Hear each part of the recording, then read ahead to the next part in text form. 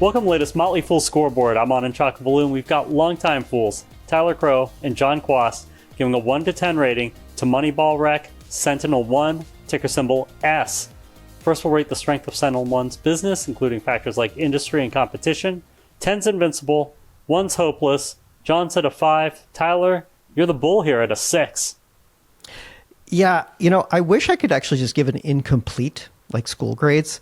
I think if you were to ask SentinelOne's management today, they would likely say that their prospects from here on out are based on its new Purple AI product, which is a endpoint security specifically for AI, and its ability to sell this system compared to some of its previous and legacy offerings, which I'm assuming might roll off in the age of AI.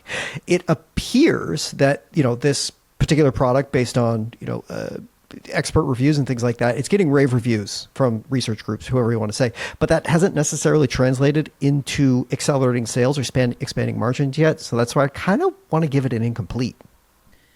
Yeah.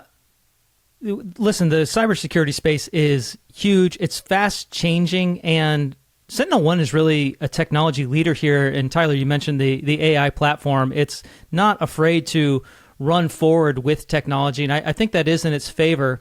I will point out, though, the reason I am so low here, in its own presentation, it has the Gartner Magic Quadrant, right? And it lists itself in the right side of that Magic Quadrant. However, it lists itself neck and neck with Palo Alto Networks. It lists itself actually behind CrowdStrike and Microsoft. Those are 3 of the biggest companies in the entire world, let alone the space.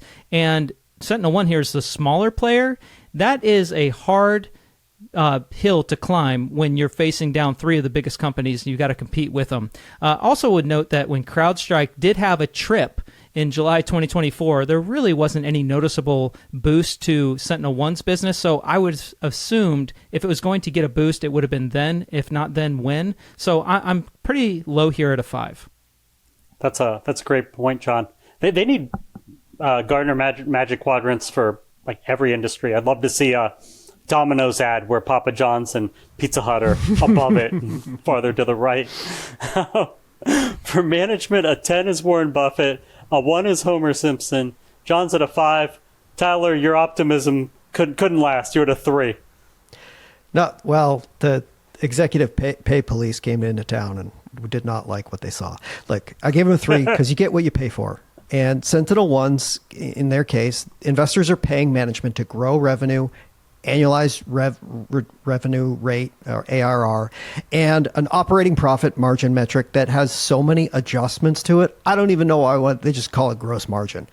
Also, like, I don't understand how you award a management team with stock for having a negative adjusted operating margin. You're like incenting them. It's like, go ahead. It's great to lose money. I don't get it. I might as well give them a participation trophy next to that $286 million in stock-based comp it gave out last year. Yeah, I'm a little bit higher at a 5. I probably would be at a 3 with Tyler. When you look at some of the things like operating expenses continue to rise, you haven't really seen any operating leverage here, not like I would have hoped.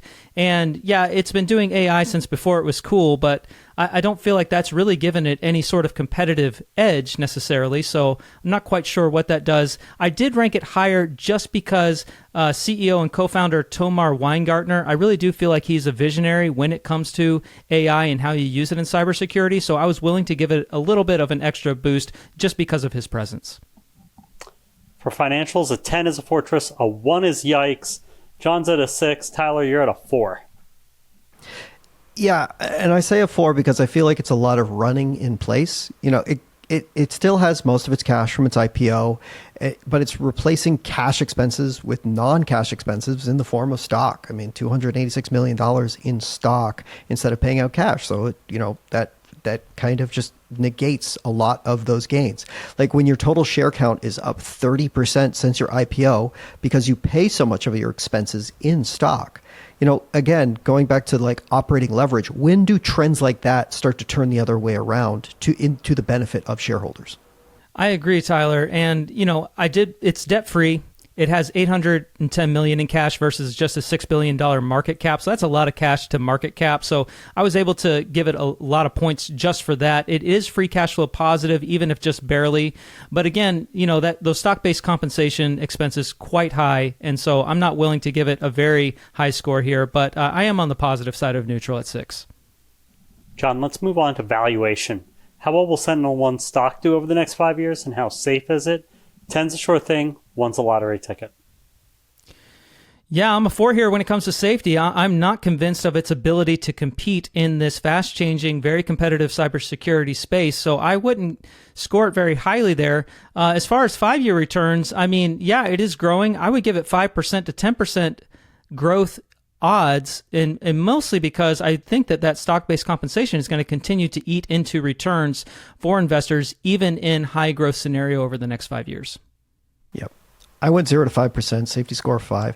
I think it will safely underperform the market from here. I think its financials aren't indicative of a company that will succeed long term. And I think based on its current incentive structure, it could just grow to hundreds of billions in revenue and still be producing negative operating margins. Thank you to both Tyler and to John. They've given SentinelOne a low overall score of just 4.6 out of 10. That's to top it, John likes CrowdStrike, mentioned it earlier. Look out for a new scoreboard every market day at 7 p.m. Eastern. Next up is Palo Alto Networks, keeping in that theme the last few days. Till then, Fool on.